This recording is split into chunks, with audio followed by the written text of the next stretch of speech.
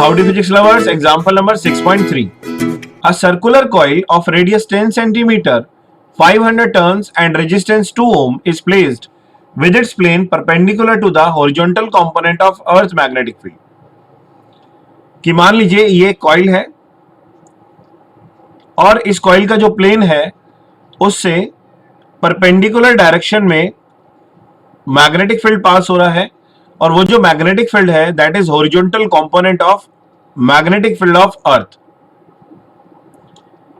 The radius of this coil is given.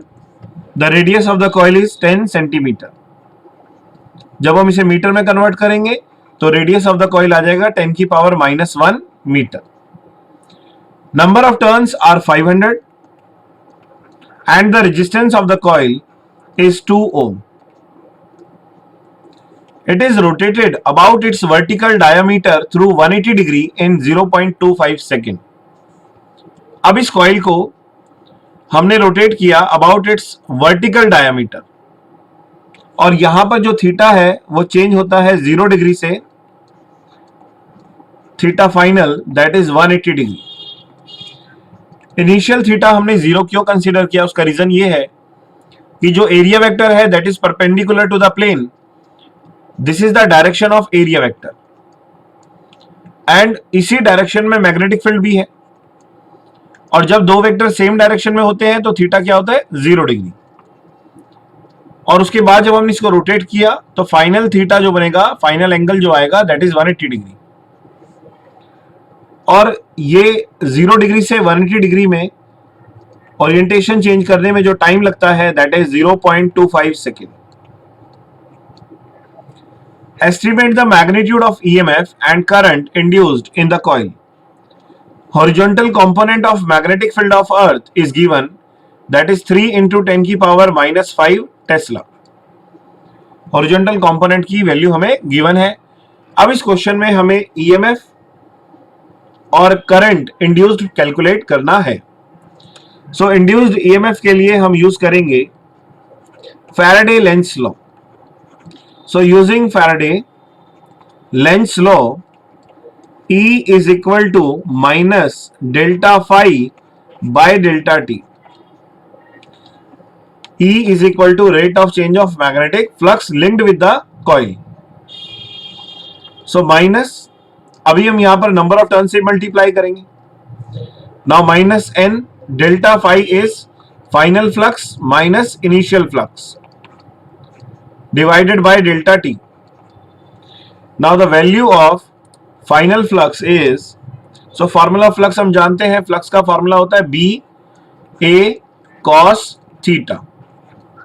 यही formula हम यहां पर यूज करेंगे, minus N B A cos theta final that is 180 degree minus BA cos theta initial is 0 degree divided by delta t.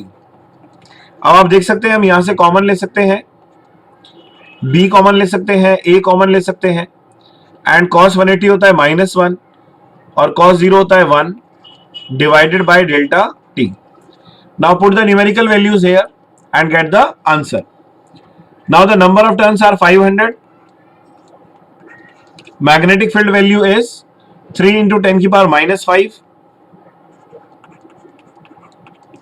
Area is pi r square that is 3.14 and radius is 10 की power -1 और उसका square. Multiply by -2 divided by time that is 0.25 second. Now remove this decimal और यहां पे आ जाएगा आपका 10 की power 2. Now 25 से 500 हम कैंसिल करेंगे 20 पे, 23 से 60 multiply by 10 to the power -5 into 3.14 into 10 to the power -2 into 2 into 10 to the power 2. So 10 की पावर -2, 10 की पावर 2, ये 0 हो जाएगा, 10 की power 0. Now 60 into 3.14 into 2, it is 120 multiply by 3.14 multiply by 10 to the power -5. Now 120 into 3.14, so 3.14 multiply by 120, so it is 2 4 जा 8, 2 1 जा 2, 2 3 जा 6, 4 1 3. Now it is 0 8 6 7 3. So result is 376.80 multiply by 10 to the power minus 5. इसको हम लिख सकते हैं 3.76 multiply by 10 की power minus 3 joule per coulomb, या फिर आप लिख सकते हैं volt. So this is the induced EMF, और you can say magnitude of induced EMF is 3.8 multiply by 10 to the power minus 3 volt. In second part we have to find out the value of induced current. So induced current के लिए I is equal to E by R. E हमने calculate कर लिया और resistance हमें 2 ohm given है. Now let us find the value of induced current in B part. So induced current is I, that is equal to E by R, and the value of E is 3.8 into 10 की power minus 3, and resistance is 2 ohm, so it is 1.9 into 10 की power minus 3 ampere. This is the value of induced current. So I hope you understood this numerical. Like, share and subscribe the channel. Jai Hind, Jai Bharat, #Physics Lab.